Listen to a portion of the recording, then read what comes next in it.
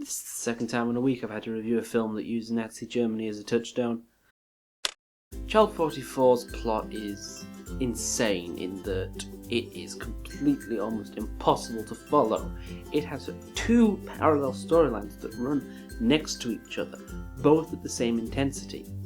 The first one is Tom Hardy's character, Leo, has to go into exile because of reasons involving traitoring and that sort of thing. I don't think traitoring is a word, but never mind. And the other one is that somebody's going around murdering lots of people, but there is no murder in Soviet Russia because there is no murder in paradise. It's a phrase that a lot of people keep using, and it kind of gets annoying after a while. So Tom Hardy's character has to fight against people who are saying that murder doesn't happen in Soviet Russia, when in fact it does, because, you know, all these children are turning up dead.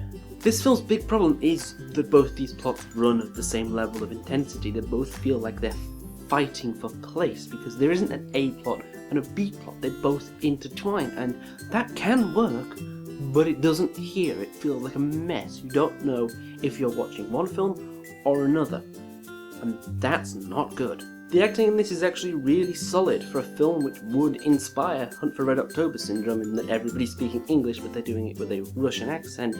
It's actually quite believable. Tom Hardy puts in a decent showing, and we all know that Gary Oldman can do a Russian accent because we've all played Call of Duty Black Ops. Cinematography in this is completely all over the place. The use of shaky cam is way too much in the action scene, because there are actually some action scenes in this. And it's used too much. You lose your place in the area that's being filmed. You lose your place in the set. You don't know what's going on and where. And if you do that right, it can work. But it doesn't in this. It just leaves you confused and disorientated, and not in a way that feels deliberate. The dialogue in this is actually really quite strong in terms of people's communication between each other and the relationships that people have. It's really well written.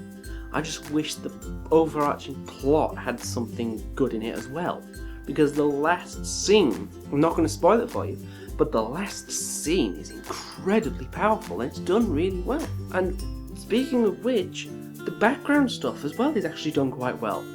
The whole background setting of Soviet Russia is done in such a really convincing way. The contrast between Moscow and the more inner parts of the Soviet Union is wonderful, it's powerful, and it really shows off one of the main problems of the Soviet Union, which was, for all the talk of everyone being equal, people weren't really equal. In fact, they were quite unequal. Everything in this film is set up to be good. The acting is good, the cinematography is, well, actually it's not great, but the writing is good.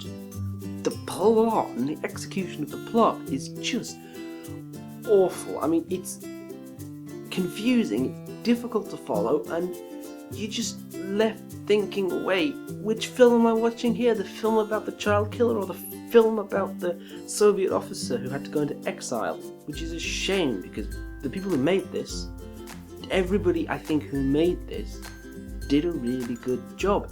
There is an amazing bit about halfway in with use of sound, which is just heart-wrenching and wonderful and powerful.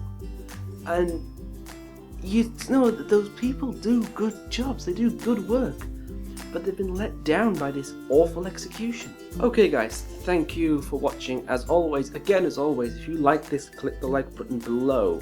And next week I will be reviewing, well, what else am I going to be reviewing? It's the only film out. I'm going to be reviewing Avengers Age of Ultron. And if you want to see that, you click subscribe down there and you'll get it next Monday. I'm talking really enthusiastically for a change, which is quite weird, so I'm just going to say goodbye for now. And oh yes, if you want, you can follow me on the social medias down there as well. And thank you again, and goodbye. I am so hemming this up, I'm going to go now.